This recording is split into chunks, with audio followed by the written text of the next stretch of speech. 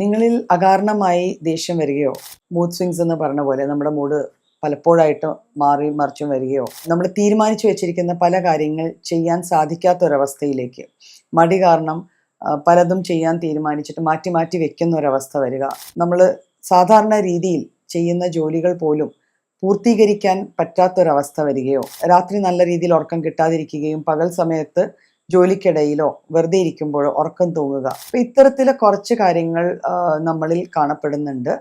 അതിൻ്റെ കൂടെ തന്നെ ഇതിനൊക്കെ കാരണമായുള്ള അമിതവണ്ണം എന്ന കണ്ടീഷനും കൂടെ ഉണ്ടെങ്കിൽ നമ്മൾ അമിതവണ്ണം ട്രീറ്റ് ചെയ്യുകയോ അത് മാനേജ് ചെയ്യുകയോ ചെയ്താൽ ഇത്തരത്തിലെ കാര്യങ്ങൾ നമുക്ക് മാറ്റിയെടുക്കാൻ പറ്റും. എങ്ങനെയാണ് അമിതവണ്ണം കൊണ്ട് ഈ പ്രശ്നങ്ങൾ വരിക എന്നൊരു ചിന്ത നമ്മളുടെയൊക്കെ മനസ്സിൽ വന്നു ചേരാം. ബേസിക്കലി അമിതവണ്ണം എന്ന് വെച്ചാൽ നമ്മുടെ ബോഡിയിൽ അടങ്ങിയിരിക്കുന്ന കൊഴുപ്പ് അല്ലെങ്കിൽ ഫാറ്റിൻ്റെ പെർസെൻറ്റേജ് നോർമലിന് അതീതമായി വരിക.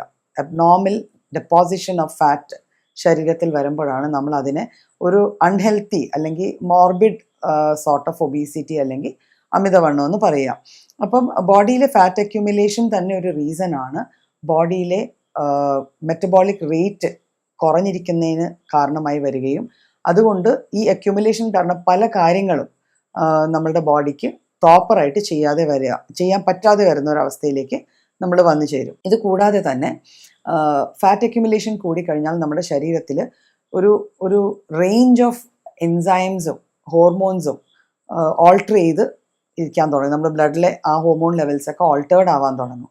അതിൻ്റെ പരിണിത ഫലമായിട്ടായിരിക്കാം പലപ്പോഴും ഞാൻ ആദ്യം പറഞ്ഞ കുറച്ച് കാര്യങ്ങൾ നമ്മൾ അഭിമുഖീകരിക്കുകയും എന്തുകൊണ്ടാണ് എനിക്കിതിങ്ങനെ എന്നുള്ളൊരു ചോദ്യം നമ്മുടെ മുന്നിൽ വരികയും ചെയ്യുക. അൾട്ടിമേറ്റ്ലി ഇതെല്ലാം വന്നു കഴിഞ്ഞാൽ നമ്മുടെ കോൺഫിഡൻസ് ലെവൽ വല്ലാണ്ട് താന്നു പോവുകയും ചെയ്യും. അത് നമ്മുടെ ക്വാളിറ്റി ഓഫ് വർക്കിനെയും ബാധിക്കും. അപ്പം ഈ പറയുന്ന ഒരു കോമ്പിനേഷൻ, ഈ പറഞ്ഞ സിംറ്റംസിൻ്റെ ഒരു കോമ്പിനേഷൻ ഒരു വ്യക്തിയിലുണ്ടെങ്കിൽ ഉറപ്പായിട്ടും ആ വ്യക്തി അമിതവണ്ണത്തിന് അല്ലെങ്കിൽ ഒബീസിറ്റിക്ക് പ്രോപ്പറായിട്ടുള്ള ട്രീറ്റ്മെൻറ്റും മാനേജ്മെൻറ്റും എടുക്കേണ്ടതാണ്. അപ്പോൾ ഇത് ട്രീറ്റ് ചെയ്യണം എന്ന് പറഞ്ഞു. അപ്പോൾ സ്വാഭാവികമായിട്ട് ട്രീറ്റ് ചെയ്യാൻ പറയുന്നത് അതിൽ വന്നേക്കാവുന്ന ഈ ഹോർമോണിലെ വ്യതിയാനങ്ങളോ എൻസൈംസിലെ വ്യതിയാനങ്ങളോ അല്ലെങ്കിൽ കോമോബിഡിറ്റീസോ ആണ് നമുക്ക് ട്രീറ്റ് ചെയ്യേണ്ടി വരിക.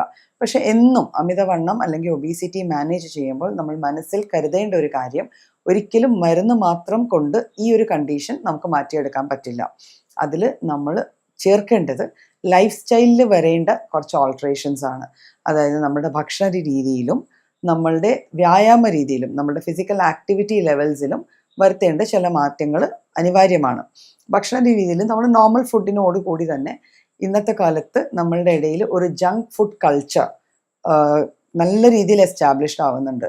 അപ്പോൾ ഈ ഒരു കൾച്ചറിൽ നിന്ന് മാറി നമ്മൾ back to natural, normal and simple food, processed അല്ലാത്ത സിമ്പിൾ ഫുഡിലേക്ക് എത്തുക.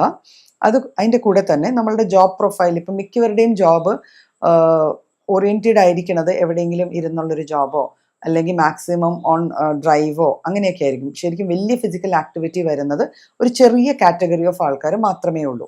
അപ്പോൾ ഫിസിക്കൽ ആക്ടിവിറ്റി ലെവൽസും അതനുസരിച്ച് നമ്മൾ ഇംപ്രൂവ് ചെയ്യേണ്ടിയിരിക്കുന്നു.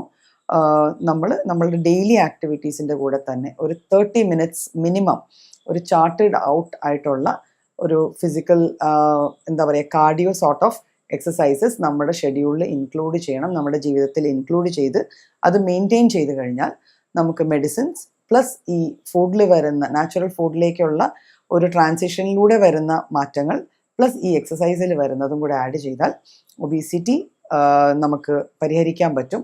അതോടുകൂടി തന്നെ നമ്മൾ ആദ്യം പറഞ്ഞ കുറച്ച് അതിനോട് ചേർന്ന് വരുന്ന ആ സിംറ്റംസും മാറി നമുക്ക് ഹെൽത്തി ലൈഫ് ലീഡ് ചെയ്യാൻ പറ്റും.